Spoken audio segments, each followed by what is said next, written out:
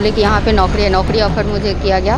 नौकरी में 20,000 रुपया मतलब देने के बाद और 25,000 का सैलरी बताया गया था। फिर उस माध्यम से मुजफ्फरपुर में आए। यहाँ आने के बाद यहाँ कोई जॉब नहीं था। बताया गया था कि ये सेमी गवर्नमेंट है, सेमी गवर्नमेंट है। उसके बाद फिर हम यहाँ आए, पर यहाँ कोई नौकरी था नहीं। फिर शादी की लोभ लालच दे के मेरे रूम पे हमेशा आना जाना। फिर उस बीच हम 3 बार प्रेग्नेंट हुए। उसके बाद उन्होंने मुझे हॉस्पिटल वगैरह नहीं ले गए थे अबॉर्शन के लिए। मुझे रूम पे ही मेडिसिन तीनों बार वो ज़बरदस्ती दिए। तिलक सिंह के साथ जैसे में ज़बरदस्ती मेरे रूम पे आना जाना 2-3 बार वो ज़बरदस्ती मेरे साथ फिजिकल हुए। बस इस कंपनी में फ्रॉडिंग ही चलता है, बुलाने का और शोषण का काम, यही 2 चीज़ चलता है यहाँ पे। ज़्यादा करके शोषण का ही काम चलता है। हाजीपुर गए, वहाँ पे मेरा ज़बरदस्ती शादी करवाया गया। उसके बाद हम तिलक के साथ रहने लग गए और मुझे अपने वाइफ के जैसा अपने पास ही रखता था। फिर जब हम FIR किए तो ये लोग मुझे किडनैप किया। बोला लो कि केस के मामला ही में ही तुमसे बात करना है, केस तुम उठा लो, केस कंप्रोमाइज़ कर लो। ये लोग मुझे बहुत बोला केस कंप्रोमाइज़ कर लो। हम बोले केस कंप्रोमाइज़ नहीं करेंगे क्योंकि हम कुछ गलत नहीं किया, क्योंकि इसमें लाखों का ज़िंदगी लगा हुआ है। फेसबुक से हुआ दोस्ती, फिर नौकरी देने का झांसा देकर बुलाया मुजफ्फरपुर, जिसके बाद करता था यौन शोषण। जी आपको बता दें कि ऐसा ही मामला मुजफ्फरपुर में सामने आया है, जिसमें नौकरी देने के झांसा देकर एक युवती से जो है यौन शोषण करता था। जिसके बाद युवती को जब पता चला कि वह कंपनी फ्रॉड है, जिसके बाद वो युवती जो है थाने पहुंचती है और थाने में FIR दर्ज नहीं होती है। जिसके बाद वो न्याय की गुहार लगाने कोर्ट पहुंचती है, कोर्ट का दरवाज़ा खटखटाने लगती है। जिसके बाद उसकी FIR दर्ज हो जाती है। इस पूरे मामले की जानकारी देते हुए पीड़िता और टाउन DSP 2 विनीता सिन्हा क्या कुछ कर रही है, पहले आप सर, मुझे फेसबुक के माध्यम से बुलाया गया था। बुलाने वाले तिलक सिंह हैं और बोले कि नौकरी के नाम पे झांसा। जैसे मैं नौकरी बोले कि यहाँ पे नौकरी है, नौकरी ऑफर मुझे किया गया। नौकरी में 20,000 रुपया मतलब देने के बाद और 25,000 का सैलरी बताया गया था। फिर उस माध्यम से मुजफ्फरपुर में आए। यहाँ आने के बाद यहाँ कोई जॉब नहीं था। बताया गया था कि ये सेमी गवर्नमेंट है, सेमी गवर्नमेंट है। उसके बाद फिर हम यहाँ आए, पर यहाँ कोई नौकरी था नहीं। यहाँ आने के बाद एक सेंटर नाम की जगह पे ले जाया जा रहा था। वहाँ सेंटर के पास ले जाने के बाद मेरे फ़ोन में जितना भी कांटेक्ट था, 200-250 जितना भी कांटेक्ट था, उसको एक लिस्ट की जैसा लिस्ट पे बनवाया गया। लिस्ट पे बनवाने के बाद यही बस सेंटर ही ले जाया जा रहा था 2 से ढाई मंथ तक। उसके बाद जब मेरा सैलरी नहीं है 2 से ढाई मंथ, जब फिर हम सैलरी का मांग किए तो मुझे मनीष सिन्हा और तिलक सिंह ने मिलकर ये बताया कि तुम यहाँ 50 से 52 लोगों को बुलाओ, फिर तुम्हारा सैलरी 50,000 होगा। हम बोले कि ये काम तो हमसे होगा नहीं। फिर भी बोला लो कि ज़बरदस्ती बुलाना ही पड़ेगा, अगर कमाना है तो बुलाना ही पड़ेगा। इसमें कोई ये नहीं है। ये नहीं पता था कि वो क्या चीज़ है, बस इतना पता था कि बुलाना है। फिर जी जान लगा के हम लग के फिर बुलाना स्टार्ट किए। अगर बुलाने में मतलब मुझे नहीं आता था बुलाने का तरीका, तो उसके लिए मारपीट भी किया जाता था। फिर हम लोगों को बुलाए। उसके बाद उसी बीच मेरा तिलक सिंह के साथ जैसे में ज़बरदस्ती मेरे रूम पे आना जाना 2-3 बार वो ज़बरदस्ती मेरे साथ फिजिकल हुए। हाँ, ज़बरदस्ती मेरे साथ वो फिजिकल किए। फिर शादी की लोभ लालच दे के मेरे रूम पे हमेशा आना जाना। फिर उस बीच हम 3 बार प्रेग्नेंट हुए। उसके बाद उन्होंने मुझे हॉस्पिटल वगैरह नहीं ले गए थे अबॉर्शन के लिए। मुझे रूम पे ही मेडिसिन तीनों बार वो ज़बरदस्ती दिए। मेडिसिन लेने के बाद तब तक ऐसे ही सिलसिला चल रहा था। तब तक यहाँ मुजफ्फरपुर बकरी में रेड पड़ा। रेड पड़ने के बाद मुझे यहाँ से हाजीपुर ले गया। हाजीपुर ले जाने के बाद वहाँ पे ऑफिस में मेरा ज़बरदस्ती शादी करवाया गया, जहाँ हृदयानंद, विजय कुशवाहा, कन्हैया कुशवाहा, हरे राम और तिलक सिंह था लोग। ये लोग कहाँ के रहने वाले हैं? ये सारे लोग सिवान के रहने वाले हैं। इसमें कुछ लोग सिवान के हैं और कुछ लोग गोपालगंज के हैं। मतलब आपको नौकरी के नाम के लिए बुलाया? हाँ, नौकरी के लिए बुलाया गया था, पर यहाँ वैसा कुछ था नहीं।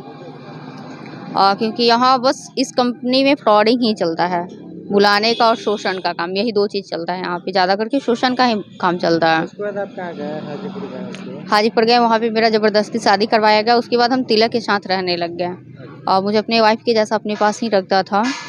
फिर वहाँ से हम मायके जाने का बात करते थे तो वो मायके नहीं जाने देता था। बोलता था कि नहीं यहीं पे रहो। वो मारपीट हमेशा का था और गन उन लेके ही हमेशा रहता था। उसका फुल सपोर्ट सारा लोग करता था। विजय कुशवाहा हो गया, भैया मनीष सिन्हा, सब लोग उसका फुल सपोर्ट करता था। उसके बाद आप कहाँ गए? ये सब मामला उसके बाद वहाँ से हम जैसे तैसे निकल के घर गए। लेकिन वहाँ से फिर मुझे मनीष सिन्हा ने मेरे फ़ोन में बहुत सारी चीज़ प्रूफ था, शादी से लेकर हर एक चीज़ का प्रूफ था मेरे फ़ोन में।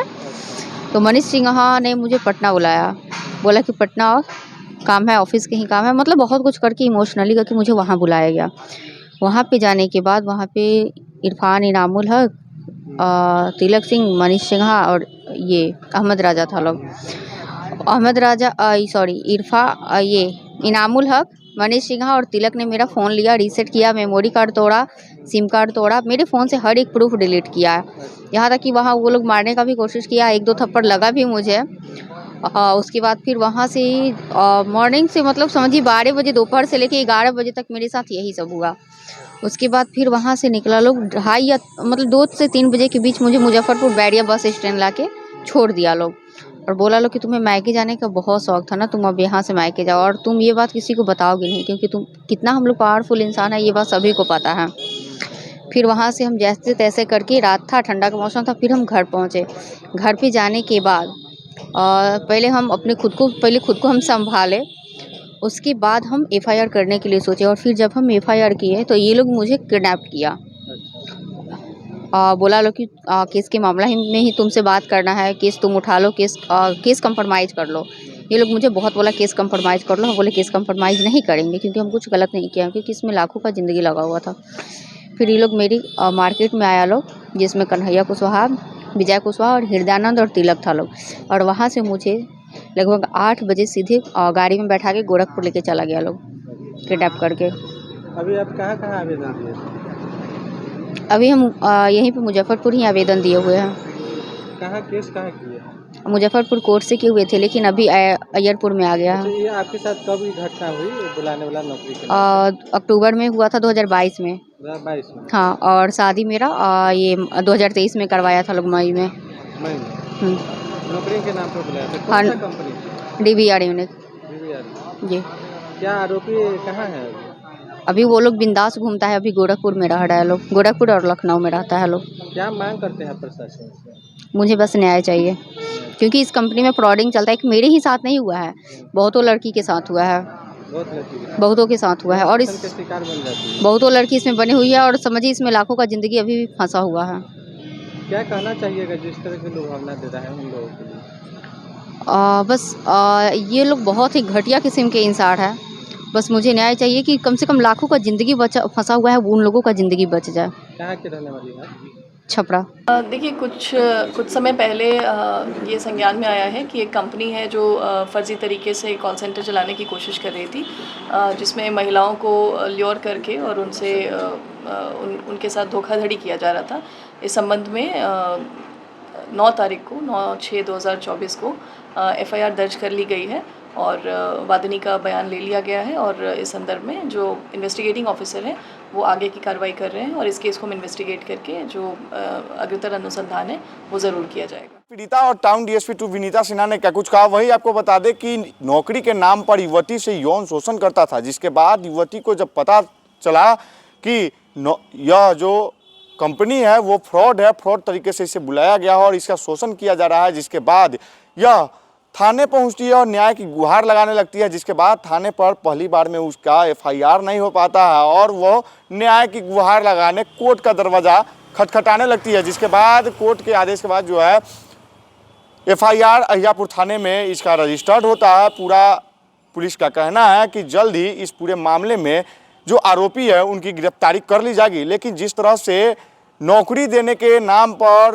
लगातार शोषण करने का मामला सामने आ रहा है, फ्रॉड कंपनियां जिस तरह से लगातार झांसा दे रही है, इस पर पुलिस कब तक एक्शन लेती है यह देखना होगा। फिलहाल के लिए देखते रहिए द मीडिया वाला। धन्यवाद।